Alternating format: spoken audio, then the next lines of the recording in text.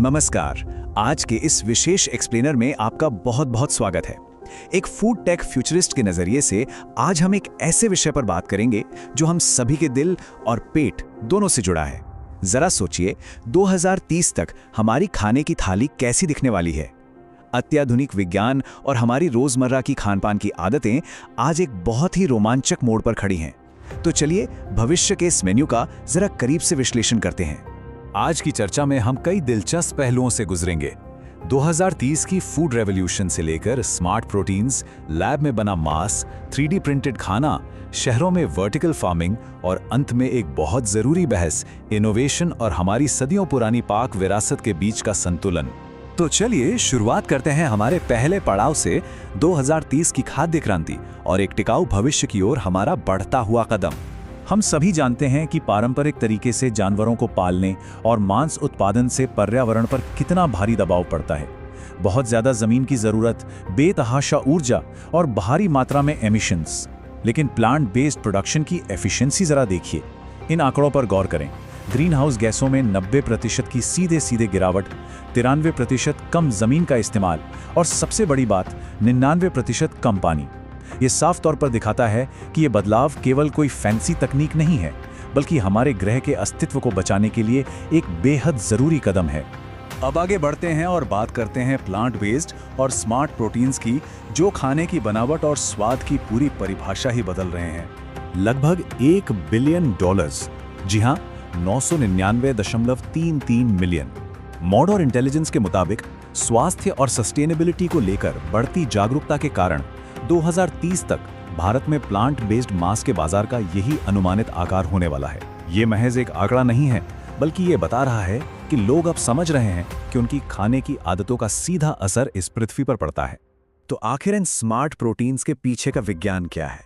असल में सोया, मटर और टेक्सचर्ड वेजिटेबल प्रोटीन जैसी बिल्कुल आम चीजों को लिया जाता है और उन्हें एक्सट्रूजन और शीयर सेल जैसी हाईटेक मैन्युफैक्चरिंग प्रक्रियाओं से गुजारा जाता है। ये मशीनें पौधों के मॉलिक्यूलर स्ट्रक्चर को बदलकर उन्हें बिल्कुल असली मांस जैसी रेशेदार बनावट दे देती हैं। और रंग के लिए क्या इस्तेमाल होता है? चुकंदर का रस और जीरा। इसके पीछे की प्रेरणा एकदम स्पष्ट है। पर्यावरण और जानवरों को नुकसान पहुंचाए बिना लोगों को उनके मनपसंद स्वाद का एक लचीला विकल्प देना। विज्ञान और प्रकृति का क्या गजब का तालमेल है। लेकिन देखिए, हर नई वैज्ञानिक क्रांति के साथ कुछ सवाल तो जुड़ते ही हैं। एक तरफ ये बिल्कुल सच है कि पारंपरिक मांस छोड़कर प्लांट बेस्ड डाइट अपनाने से कोलेस्ट्रॉल कम हो सकता है और वजन को मैनेज करने में काफ़ी मदद मिलती है। पर दूसरी तरफ हमें ये भी ध्यान रखना होगा कि ये अक्सर अल्ट्रा प्रोसेस्ड फूड्स होते हैं। इनमें स्वाद और शेल्फ लाइफ बढ़ाने के लिए ज़्यादा सोडियम और आर्टिफिशियल एडिटिव्स होने के जोखिम भी शामिल हैं। इसीलिए पोषण विज्ञान के नज़रिए से इस पर अभी भी बहुत संतुलित और सूक्ष्म चर्चा जारी है। पौधों से बने विकल्पों के बाद अब हम एक बिल्कुल अलग और क्रांतिकारी विज्ञान की ओर बढ़ते हैं, सीधे लैब से विकसित होकर हमारी थाली तक आने वाले असली मांस की दुनिया में। बायोक्राफ्ट फूड्स की इस 4 स्टेप्स वाली प्रक्रिया को ही ले लीजिए। ये सच में विज्ञान का एक चमत्कार है। पहला कदम है सेल सोर्सिंग, जहां किसी जानवर को मारे बिना सुरक्षित तरीके से उसकी कुछ कोशिकाएं निकाली जाती हैं। दूसरा कदम है सेल कल्टीवेशन, जहां इन कोशिकाओं को बिना किसी एंटीबायोटिक के एक कंट्रोल्ड माहौल में पोषण देकर बढ़ाया जाता है।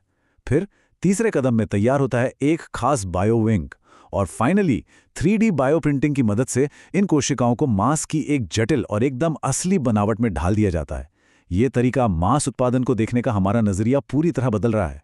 अब सवाल ये उठता है कि दुनिया भर में इस लैब ग्रोन मांस को लेकर क्या प्रतिक्रिया है। सच कहूं तो ग्लोबल रेगुलेशंस धीरे धीरे इसके अनुकूल हो रहे हैं। सिंगापुर ने तो एक ऐतिहासिक कदम उठाते हुए इसे बड़े पैमाने पर आम लोगों के खाने के लिए अप्रूव भी कर दिया है। तकनीकी तौर पर देखें तो ये उन इलाकों के लिए एक बहुत बड़ा समाधान है जहां संसाधनों की भारी कमी है। हालांकि अलग अलग धर्मों और आस्थाओं के नियमों के हिसाब से इसकी स्वीकार्यता पर दुनिया भर में अभी भी एक सक्रिय संवाद चल रहा है। भोजन के भविष्य की इस यात्रा में अब हम प्रवेश करते हैं डिजिटल गैस्ट्रोनॉमी, यानी 3D प्रिंटेड भोजन की दिलचस्प दुनिया में। इस तकनीक को समझने के लिए मशहूर वैज्ञानिक डॉक्टर C आनंदराम कृष्णन की ये बात बहुत सटीक बैठती है। वो कहते हैं, हम व्यक्ति की जरूरत के हिसाब से पोषक तत्वों की मात्रा को कस्टमाइज कर सकते हैं। बस यही एडिटिव फूड मैन्युफैक्चरिंग की असली ताकत है, जिसे हम हाइपर पर्सनलाइजेशन कहते हैं। अब खाना सिर्फ पकाया नहीं जाएगा, बल्कि हमारी जेनेटिक और न्यूट्रिशनल जरूरतों के हिसाब से डिजाइन किया जाएगा। जरा सोचिए, आर्टिफिशियल इंटेलिजेंस और मशीन लर्निंग अब सीधे रसोई में काम कर रहे हैं। एआई महज कुछ सेकंड्स में खाने की बनावट, स्वाद, रंग और कैलोरी तय कर लेता है। वैज्ञानिकों ने तो नैनो पार्टिकल्स वाले जीरो कैलोरी फूडिंग तक विकसित कर लिए हैं।